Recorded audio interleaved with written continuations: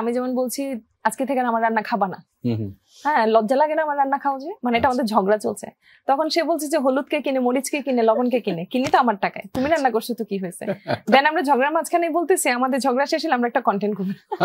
কন্টেন্টটা হবে কি এরপরেও আমাকে সব জিনিসপত্র নিয়ে দিবে আলাদা আলাদা ভাবে, খাবারের পরিবর্তে ওকে প্লেটের মধ্যে লবণ চাল এগুলো দিবে, তোমার জিনিস তুমি এবার খাও, আমার রান্না করার দরকার নেই। আমাদের এগুলো আসলে এইভাবে চলে আসে আমাদের কন্টেন্ট গুলো।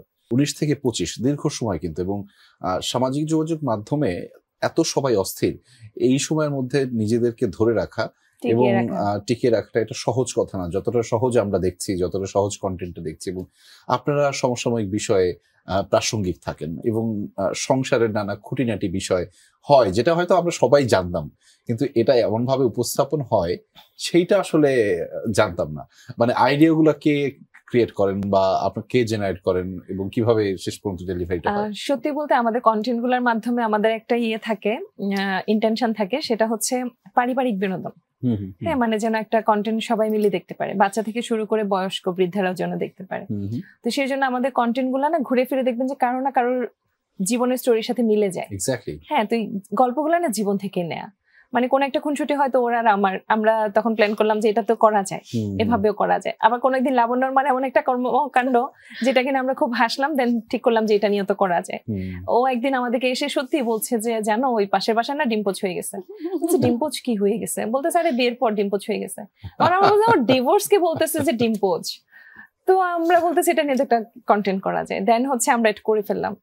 আমাদের এই কন্টেন্ট গুলো আসলে আমাদের জীবন থেকেই নেয়া, আমাদের সাথেই ঘটে। একটু বলি, ওর সাথে আমার এই রিসেন্টলি আমরা এখন দীর্ঘ 20-25 দিন আমাদের খুব কাছের একজন মানুষ মারা গেছে আমাদের পেজের রিলেটেড। আমাদের গ্রুপের অ্যাডমিন ছিল গত 6 বছর ধরে। ও খুব অল্প বয়সে মারা যাচ্ছে। আমরা খুব ডিপ্রেশনে ছিলাম, আমরা কন্টেন্ট ক্রিয়েশন থেকে দূরে আছি প্রায় 25 দিনের মতো, 20-25 দিনের মতো। তো এর মধ্যে আমরা একটু আসলে সবকিছু থেকে আড়ালে চলে গেছিলাম, মন খারাপ ছিল। তো এর মধ্যে ওর সাথে আমার ঝগড়া হয়েছে একটা ব্যাপার নিয়ে। ঝগড়াটা হচ্ছে কি যে খাবার দাবার নিয়ে।